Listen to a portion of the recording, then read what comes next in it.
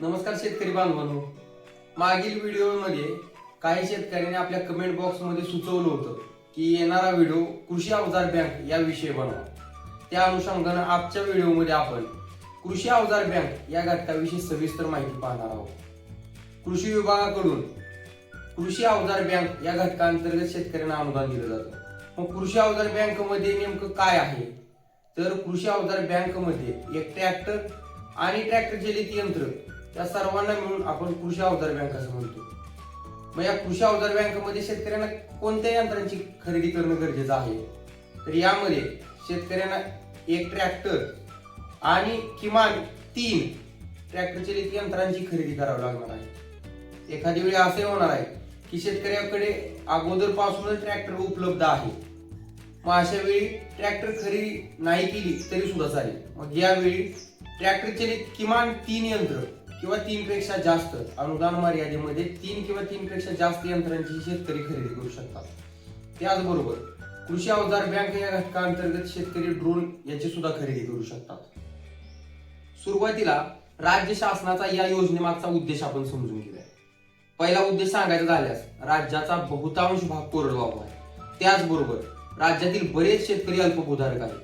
त्यामुळं ट्रॅक्टर आणि ट्रॅक्टर चलित यंत्रांची खरेदी करण्यासाठी त्यांच्यावर कुठेतरी मर्यादा येत आहे. त्यामुळं कमी खर्चामध्ये ही यंत्र शेतकऱ्याला उपलब्ध व्हावी हा एक राज्य शासनाचा महत्वाचा उद्देश आहे. त्याचबरोबर जो व्यक्ती कृषी अवजार बँक मधून ही यंत्र खरेदी करणार आहे त्या यंत्राचा वापर त्यांनी भाडे तत्वावर करायचा आहे आणि भाडे घेताना कमी भाडे तत्वावर ह्या यंत्रांचा वापर करायचा आहे, जेणेकरून पहिल्या उद्देशानुसार संबंधित व्यक्तीला कमी खर्चामध्ये यंत्र उपलब्ध होतीलच, पण त्याचबरोबर त्याच्या आसपासचे जे शेतकरी आहेत त्यांना सुद्धा कमी भाडे तत्वावर ही यंत्र वापरायला मिळतील. यानंतर आपण अर्ज प्रणाली या गोष्टीवर चर्चा करूया. यामध्ये कृषी अवजार बँक घटकासाठी वैयक्तिक शेतकरी अर्ज करू शकतात.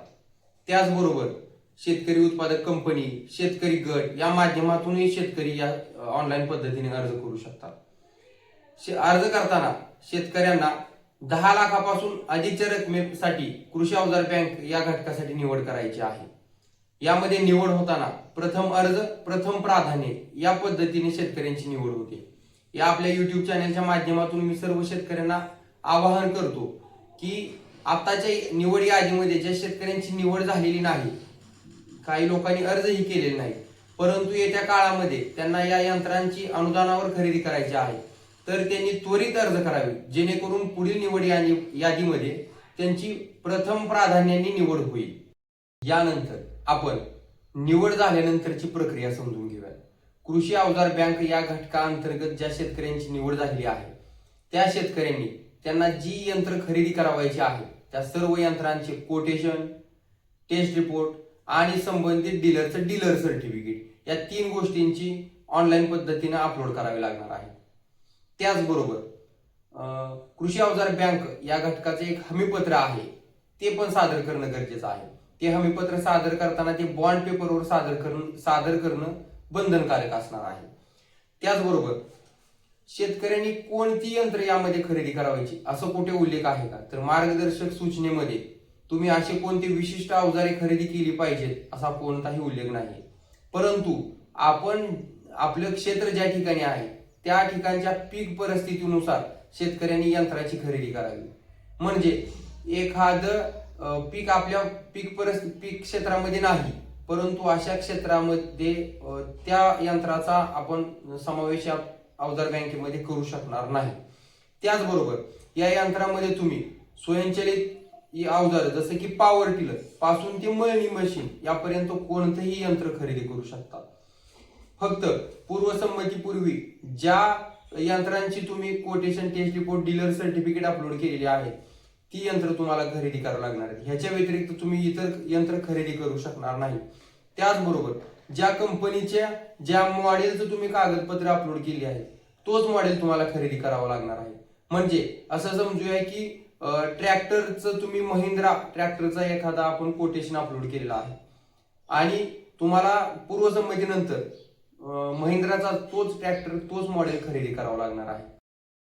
बऱ्याच शेतकऱ्यांचा असा एक प्रश्न आहे की कृषी अवजार बँक या घटकासाठी कर्ज प्रकरण करणं गरजेचं आहे का? तर 10 लाखाच्या कृषी अवजार बँकेपर्यंत शेतकऱ्यांना कर्ज प्रकरण करणं गरजेचं नाही, असा स्पष्ट उल्लेख मार्गदर्शक सूचनेमध्ये आहे. म्हणजे 10 लाख रुपयापर्यंतची जर अवजार बँक तुम्हाला खरेदी करायची आहे तर शेतकरी स्वतःकडील पैशाने ती अवजार बँक खरेदी करू शकतात. परंतु हा व्यवहार रोखीने करता येणार नाही. यासाठी तुम्हाला सर्व पेमेंट हे ऑनलाईन पद्धतीने किंवा RTGS द्वारे करावे लागणार आहे. तर 10 लाखापेक्षा जास्त किमतीच्या अवजार बँकेबाबत कर्ज प्रकरण करणं गरजेचं आहे.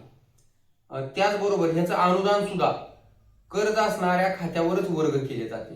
म्हणजे असं समजूया की 25 लाखाची तुम्हाला अवजार बँक खरेदी करायची आहे, तर अशा वेळी तुम्हाला कर्ज प्रकरण करणं गरजेचं असणार आहे. कृषी अवजार बँक या घटकासाठी अनुदानाची रक्कम जर विचारात घेतली तर एकूण रकमेच्या 40% रकमेवर राज्य शासनाकडून अनुदान दिले जातं.